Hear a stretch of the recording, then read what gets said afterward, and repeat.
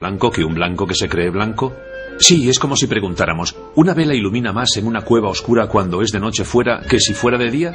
Dijimos que era de noche. ¿Cómo quieres que dos desollinadores trabajen por la noche? ¿Y puedes decirme por qué no iban a tener derecho de trabajar por la noche? ¿No son hombres libres? ¿Qué tiene que ver la libertad con todo esto? Son trabajadores que hacen su trabajo honestamente y para hacerlo bien tiene que ser de día, eso es todo. Bueno, digamos que empezaron de día, se retrasaron y es de noche cuando salen de la chimenea. Entonces sería invierno, que anochece más temprano. En ese caso la cosa se complica. ¿Cómo vamos a poder ver quién está sucio y quién está limpio en invierno?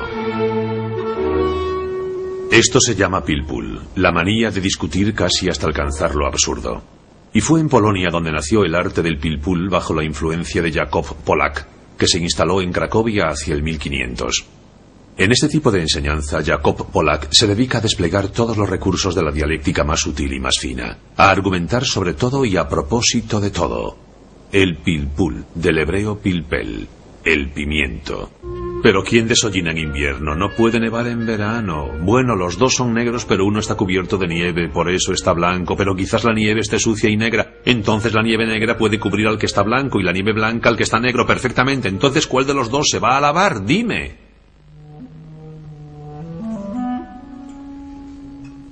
Pero el pilpul tuvo sus detractores.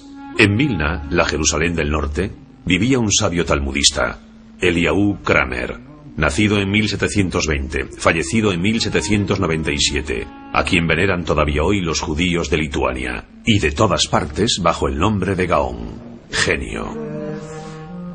No dormía más de 4 horas por la noche, y para dedicarse sin descanso al estudio ataba sus peyes al techo y metía los pies en un barreño de agua helada, para así evitar dormirse. Culto, de inteligencia notable, de ciencia profunda, el Gaón de Vilna ocupaba un lugar aparte entre los rabinos. Se aplicaba sin pausa a la comprensión del texto y a someterlo a una seria crítica, sin intentar forzar el arte de la dialéctica que, a su parecer, realzaba más las disputas que la verdadera reflexión. Su impacto fue considerable en toda Europa del Este. Fundó el modelo de las escuelas talmúdicas modernas e influyó en dinastías de ilustres maestros. La edición definitiva del Talmud, que se utiliza todavía hoy, fue la hecha en Vilna en 1880. Enriquecida con numerosos comentarios, condensa las enseñanzas de los maestros modernos y se inscribe en la línea de reflexión del Gaón.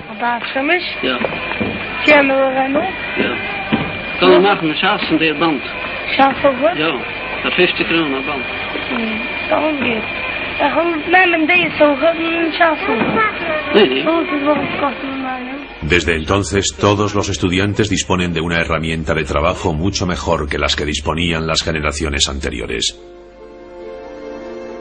Desde Polonia hasta Austria, desde Hungría hasta Italia, desde España hasta Inglaterra, desde Alemania hasta Francia, desde Lituania hasta Ucrania, podemos decir que no hay ni un rincón de Europa que no haya participado en la invención del Talmud. De ese modo y durante más de 8 siglos, el Talmud vive en Europa. Tanto en la Europa de los pueblos y de los guetos, como en la de las capitales y principales centros de la vida intelectual.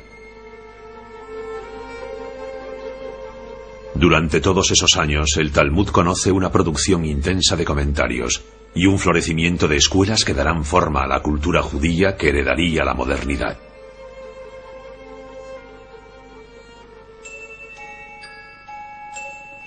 La modernidad está representada forzosamente por los Estados Unidos. El Talmud deja la vieja Europa hacia una tierra aparentemente llena de promesas. Desde finales de la Primera Guerra Mundial y durante los años 20 y 30, numerosas familias desembarcan en el Nuevo Mundo. El Talmud atraca en tierra extranjera. Y como debe ser, una de las primeras cosas que hacen los judíos cuando se instalan es imprimir sus libros. Es una manera de marcar su territorio, aunque sea provisional. Como la tentación de la asimilación estaba más presente que en Europa, el Talmud corre el riesgo de verse rápidamente abandonado. Para prevenir los peligros de esta nueva situación, surgirán inmediatamente las primeras escuelas, que seguirán la línea de las del viejo continente. El Talmud echa raíces en el seno de una modernidad todavía desconcertante.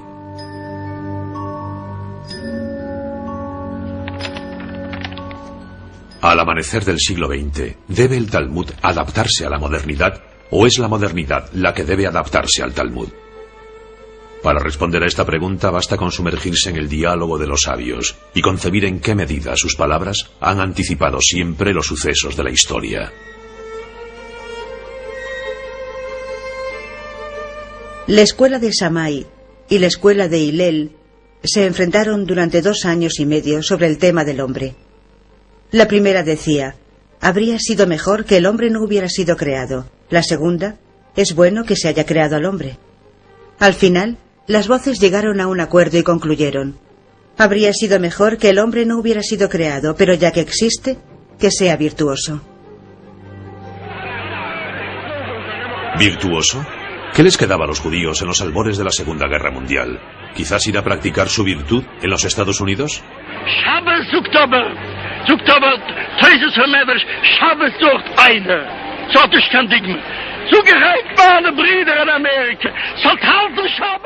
Pero algunos dudan que los Estados Unidos sean un centro de virtud.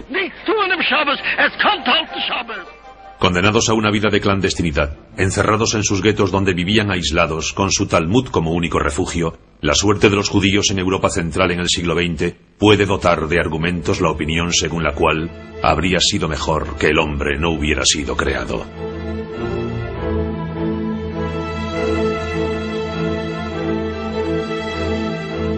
El nazismo, en cualquier caso, se erige como un claro ejemplo de ello.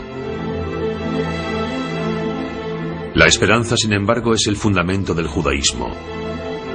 Es precisamente cuando no hay más esperanzas, cuando es necesario esperar. La esperanza judía tiene sus raíces en un lugar por encima de la absurdidad del mundo. La resurrección, en un mundo donde lo absurdo no tendría cabida, sería el ejemplo más extremo.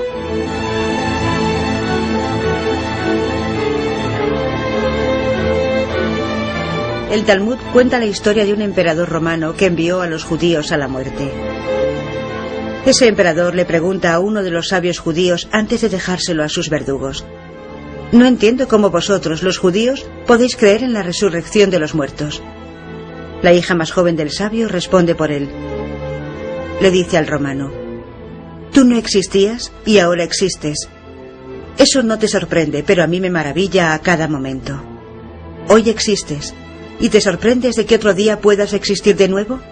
Pues a mí eso no me sorprende.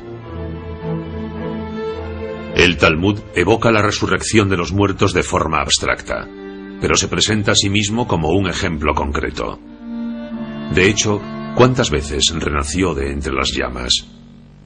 En esos momentos, y a pesar de la amplitud del desastre, el pueblo sobrevivió. El libro también. No dice el Talmud: aprendemos más de los muertos que de los vivos, porque los vivos transmiten las enseñanzas de los muertos y así los vuelven a la vida.